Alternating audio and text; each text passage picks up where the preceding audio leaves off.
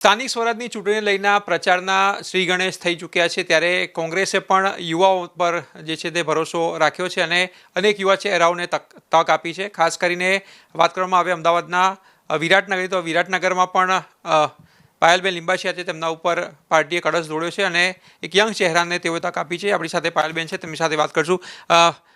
બેન, એક અભિનેત્રી, એક પ્રોડ્યુસર અને હવે એક રાજનેતા તરફ જઈ રહ્યા છો આગળ, કેમ આમાં આવવું પડ્યું? એકચ્યુઅલી અમે જે ફિલ્મો બનાવીએ છીએ એ મેઇનલી સોશિયલ ઇસ્યુને લઈને હોય છે, એટલે પહેલેથી એક સોશિયલી એક ઝુકાવ રહ્યો છે. પછી એવું વિચાર્યું કે જો ઘણા બધા લોકોની સાથે, હવે હું એક સર્વેમાં ગઈ હતી બહુ સમય પહેલાં, તો ત્યાં ખબર પડી કે ઘણા બધા લોકોની હાલત બહુ ખરાબ છે. તો પછી જો મને મોકો મળતો હોય તો હું એવું ઈચ્છીશ કે હું લોકોની હાલત સુધારી શકું, મેઇનલી ગરીબ અને મધ્યમ વર્ગના જે લોકોની છે એ. એટલે પછી વિચાર્યું કે મારે આમાં કામ કરવું જોઈએ. કેટલા સમયથી પોલિટિક્સમાં મોસ્ટલી અભિનેતા આવતા હોય, પરંતુ એક અનુભવો બાદ આવતા હોય છે, ત્યારે એટ ધીસ એજ તમે કેમ વિચાર્યું આવું?